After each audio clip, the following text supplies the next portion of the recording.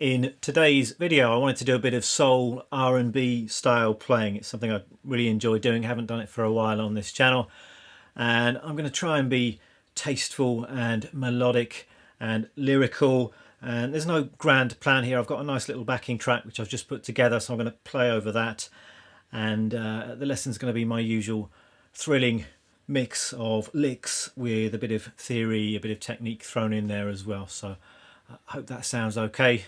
Let's get started.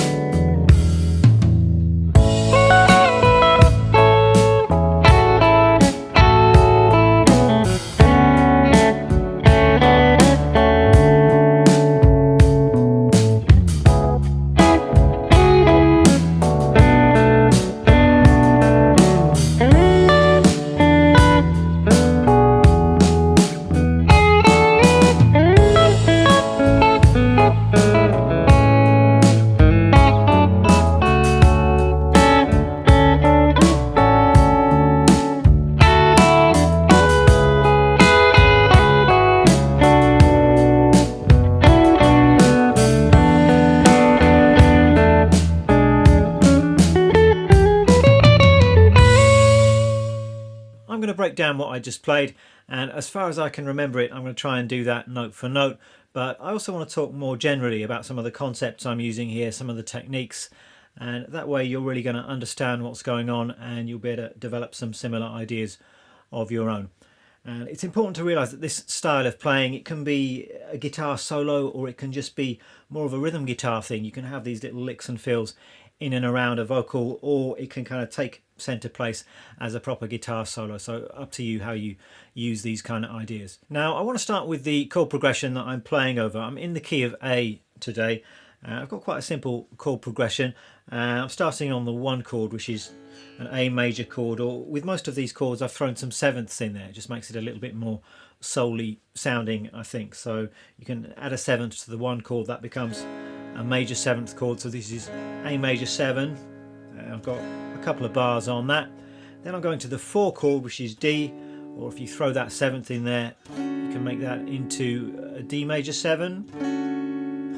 Then I'm going down to C sharp minor 7, and this is the 3 chord, and remember the 3 chord, the naturally occurring 7th there is going to be a minor 7th, so it's either a straight minor triad, or you can throw that 7th in there. And then down to the 2 chord, again that's going to be a minor 7th chord. And then last chord in the progression, it's kind of a variation on the 5 chord. The 5 chord would be an E or an E7, and quite a nice alternative to using that would be to use this kind of sound. So it's a D over E, so you've got a D triad and then you've got an E in the bass. It gives you that kind of sus chord sound. You can resolve that if you wanted to, and then that takes you back to the 1. So that's the basic chord progression. Got 2 bars on the A major 7, 2 bars on the D major 7, 1 bar on the C sharp minor 7, 1 bar on the B minor 7, and then 2 bars on the D over E. So it's an 8-bar chord progression, and I played over it 3 times, so 3 choruses if you like. And my first chorus I kicked off with some ideas based on fourths, and this is a very soul R&B kind of a sound, so I did something like this.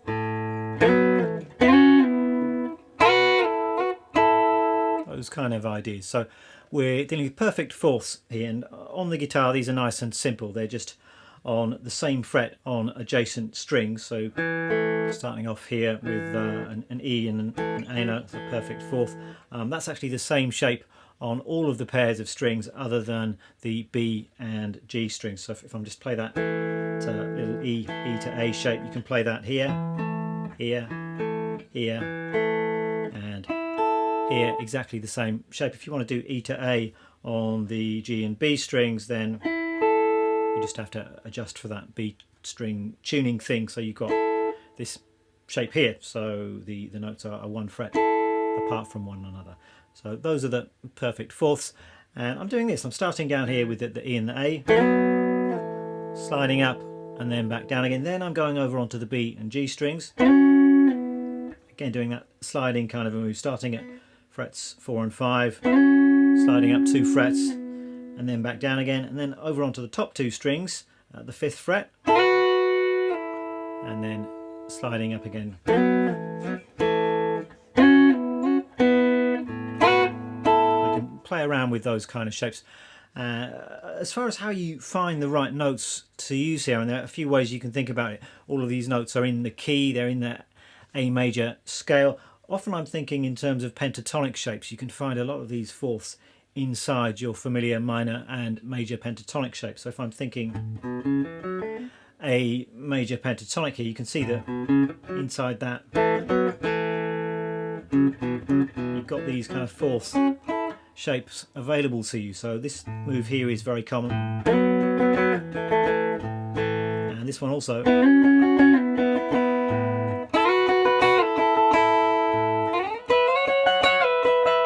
And you might also like to associate these little ideas with the underlying chord shape. So you can think about your G form here, or your E form here, or some of these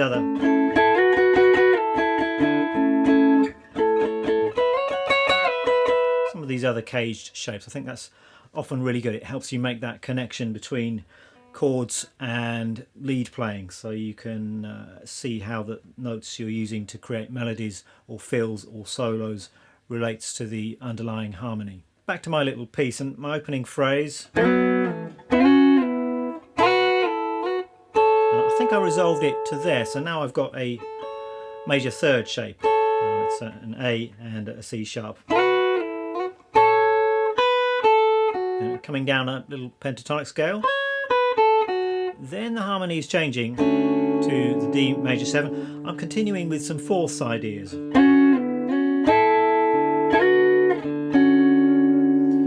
So the same shapes that I was using before really, but because the chord has changed, because the bass note is changed, these notes are now in a different relationship to the harmony. So I've got this little shape here. These notes belong to our D major 7 chord. You've got the 7th there, and you've got the major third. And sliding up, just moving that shape around, and you could think in terms of scales or theory, or you can just move these shapes around until it sounds good. Often that's a good bet. If you hit upon something and it sounds good, then it's going to be good. And for the minor 7 chords, for the C sharp minor 7 to the B minor 7, I was playing an idea based on thirds.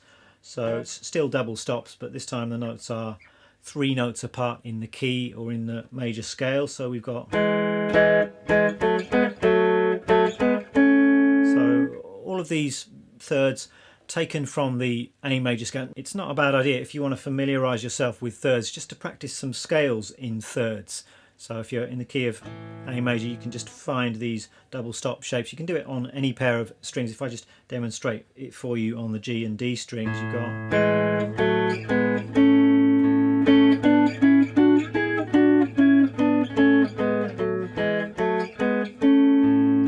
and those are the shapes that you can play around with when you're playing in this key. And I'd recommend you do a similar thing on the other string sets as well. So you could do it on the B and the G strings, for example.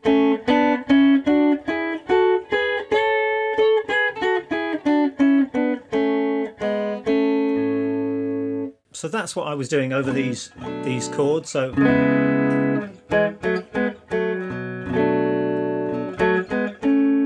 all of these shapes are from the key, but I'm trying to land and resolve to notes which are in the chords. Those are often the ones that are going to be strongest, and you can kind of see this visually, that I ended up there on the B minor 7 chord. You can see that both of those notes are in the chord, so you can come at that from a visual or a theoretical kind of point of view, or you can just listen, and you can usually hear when something sounds strong. against the chord that you're playing over. Then over the final chord, over the D over E, I was just playing some simple sixth shapes this time. So just going.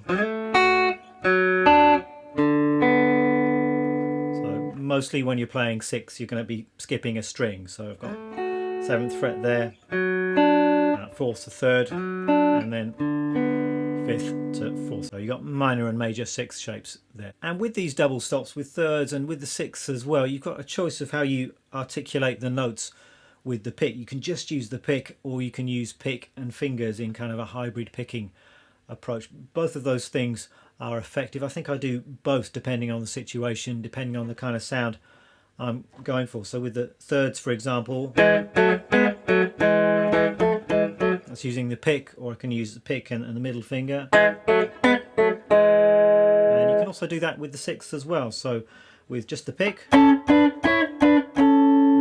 thing with the sixth is you're skipping a string, so you need to mute the string that you're skipping. So you just kind of bump into the B string in this case, just so you can play all the strings with the pick and just get those two notes coming out.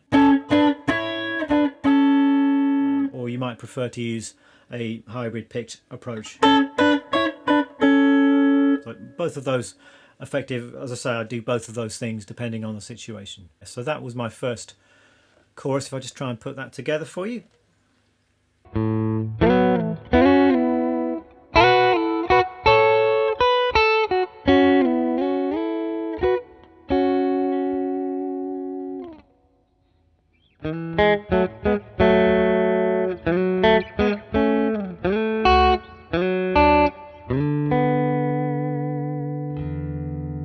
Now for the second chorus, I was once again kicking off with some ideas based on fourths. So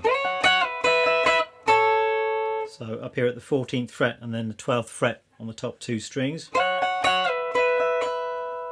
These are exactly the same notes that I was playing in the first chorus. I'm just playing them up an octave.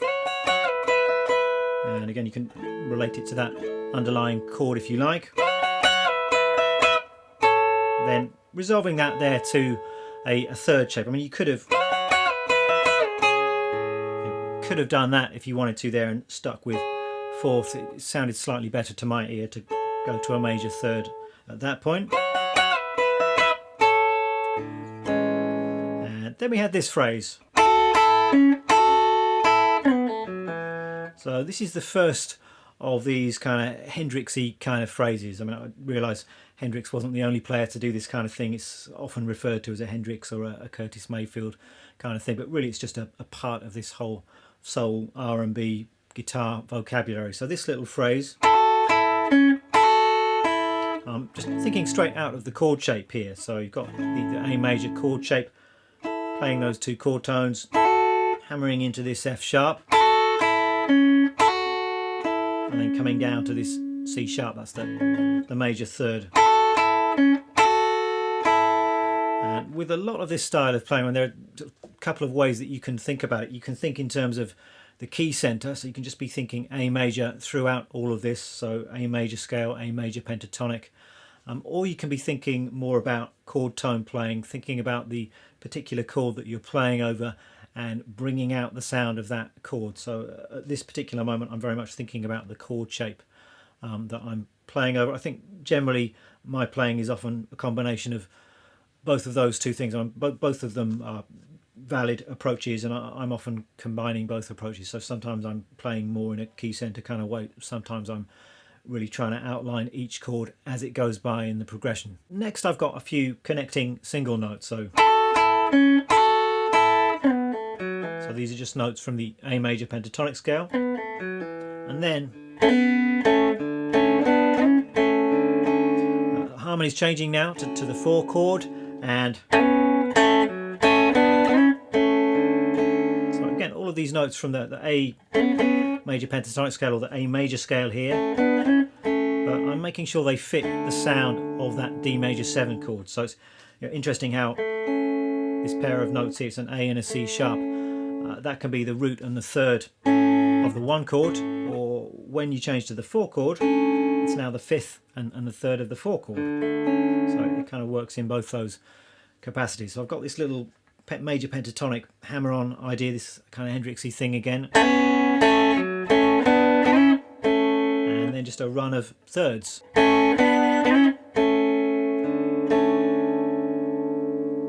Then I'm continuing this kind of Hendrix-y way of playing, so I'm thinking about the chord shapes. So you've got your C sharp minor and your B minor up here, and I'm playing out of the pentatonic scale that belongs to the chord shape really. So C sharp minor pentatonic, and then B minor pentatonic. Again, just doing these Hendrix-y hammer-ons. So you play the double stop and then just slam down your third finger. And you've got lots of options.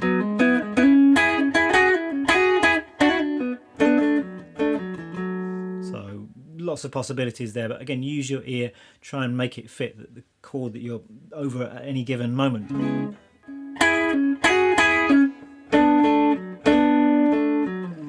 And then to round off that chorus, I'm playing so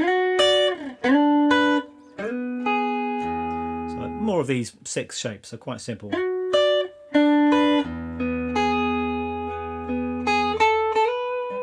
So let me put all of that together. This is chorus 2.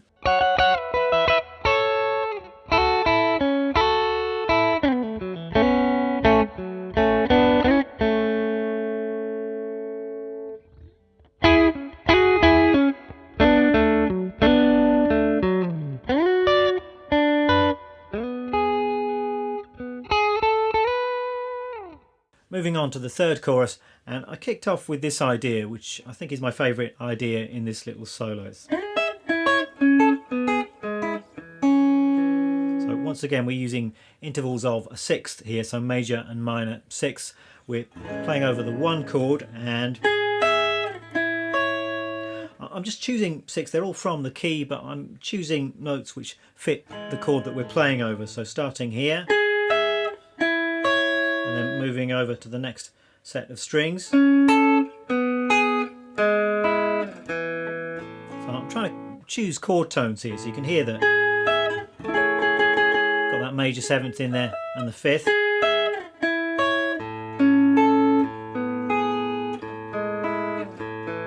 All of those notes are sounding nice and strong against the chord. Then I'm going back the other way. Changing to the D chord here, so hitting those chord tones. So more 6. So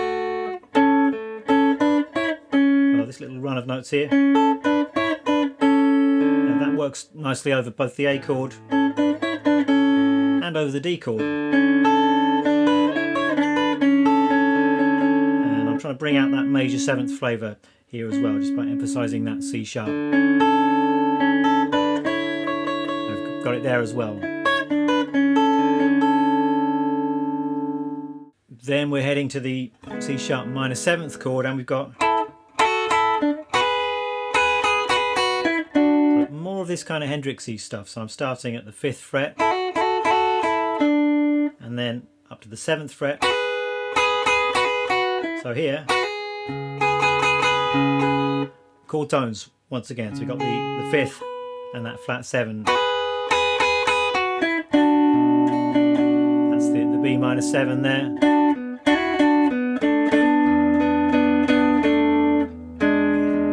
And then I'm just resolving that suspended sound there. And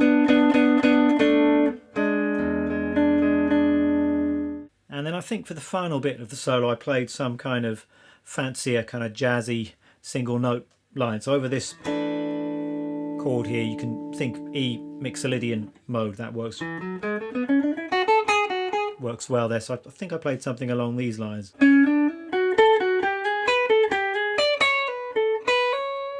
it's something close to that. I will go back and just tab that out exactly when I listen back to what I played, but just thinking E Mixolydian here, so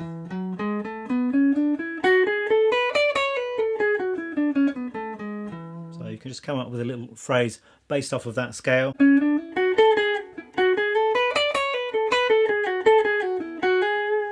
You can throw in some little chromatic-y things in there too if you like. The kind of bluesy things sound good. So have a play around with that, but I think that was the phrase that I played. Let me put all of that together for you. So this is the third chorus.